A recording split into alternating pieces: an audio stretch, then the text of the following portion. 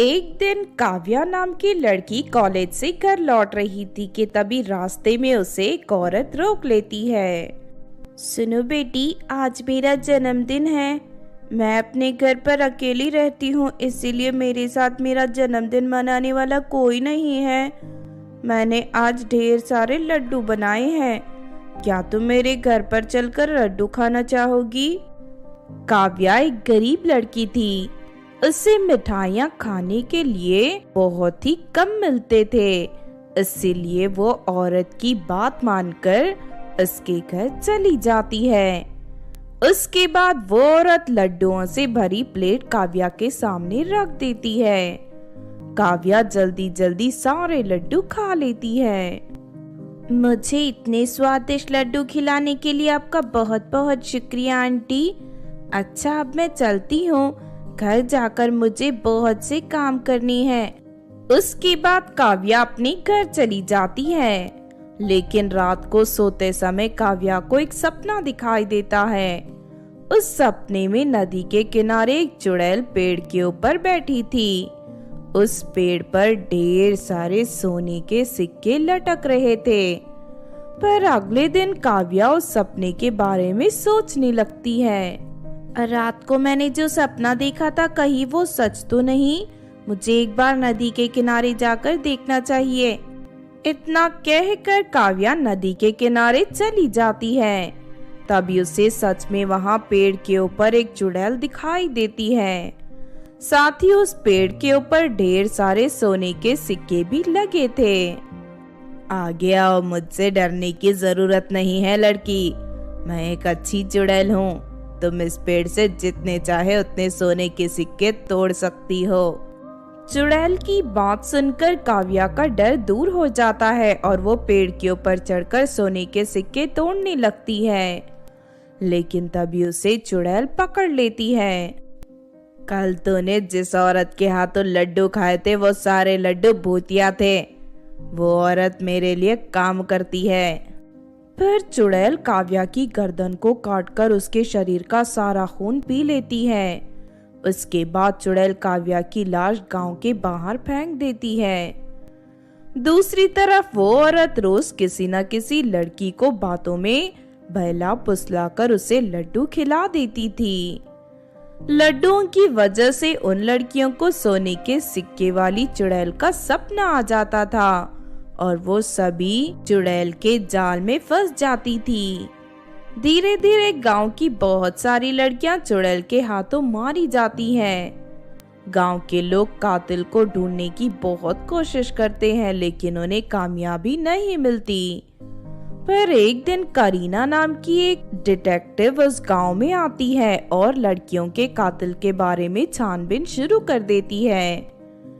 एक रात करीना सड़क से गुजर रही थी कि तभी उसे बुरी औरत के घर से तरह तरह की आवाजें सुनाई देती है। करीना फौरन घर की खिड़की के पास खड़ी होकर अंदर झांकने लगती है। मैं तेरे काम से बहुत खुश हूँ। तेरी वजह से रोज मुझे जवान लड़कियों का खून पीने को मिलता है। तू इसी तरह गांव की लड़कियों को भूतिया लड्डू खिलाना जारी रख। उसके बाद चुड़ैल उस औरत को सोने के सिक्कों से भरा एक बक्सा देकर वहां से चली जाती है।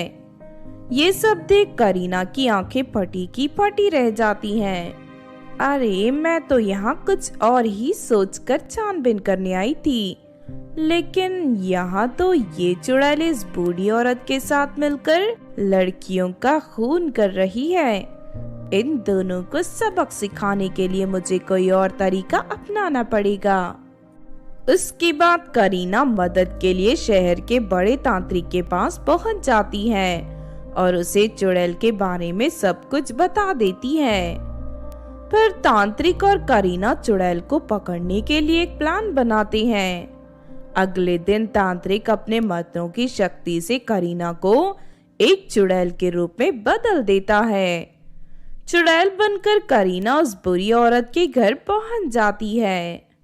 अरे, अचानक ये चुड़ैल मेरे घर पर कहां से आ गई? देख, मैं तुझसे सौदा करने आई हूँ। मैं जानती हूँ तो एक दूसरी चुड़ैल के कहने पर जवान लड़कियों को भूतिया लड्डू खिलाती है और बदले में वो चुड़ैल तुझे सोने के सिक्के देती है।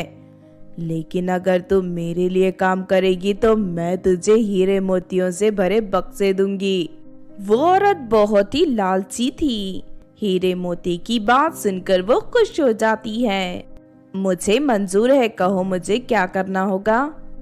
सबसे पहले मैं उस चुड़ैल को रास्ते से हटाना चाहती हूँ ताकि इस इलाके की सभी जवान लड़कियों को मैं मार कर खा सकूं। इसीलिए तू मुझे उस चुड़ैल के पास ले चल। लालच में आकर वो औरत करीना को चुड़ैल की गुफा में ले जाती है। दूसरी तरफ वो तांत्रिक भी उन दोनों का पीछा करते हुए वहां पहुंच जाता है। उस औरत के साथ एक चुड़ैल को देख गुफा की चुड़ैल गुस्सा हो जाती है।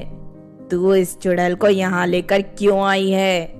आज से ये मेरी नई मालकिन है, ये यहाँ तुझे खत्म करने आई है। ये सुनकर चुड़ैल गुस्से से तिलमिला जाती है। अच्छा तो ये बात है, ठहर जा, मैं इस चुड़ैल के साथ साथ तुझे भी जान से मार दूंगी।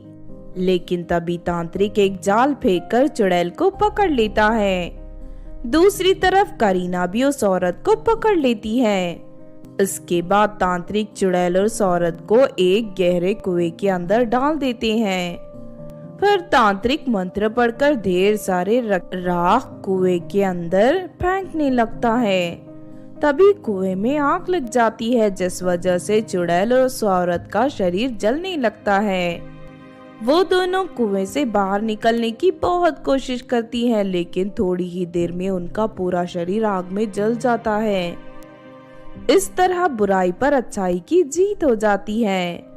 उस दिन के बाद से चुड़ैल का आतंक हमेशा के लिए खत्म हो जाता है और सभी लोग फिर से खुशी से रहने लगते हैं। तो आपने देखा दोस्तों, इस कहानी से हमें ये सीख मिलती है कि हमें लालच में पड़कर कभी गलत रास्ते पर नहीं चलना चाहिए, क्योंकि लालच में किए गए हर काम का अंजाम हमेशा बुरा ही होता है। अगर ये कहानी आपको अच्छी लगी हो तो ज़रूर लाइक करें और हमारे चैनल को सब्सक्राइब भी कर लें। और हाँ दोस्तों, हमें कमेंट करके ज़रूर बताना कि आपको कहानी कैसी लगी।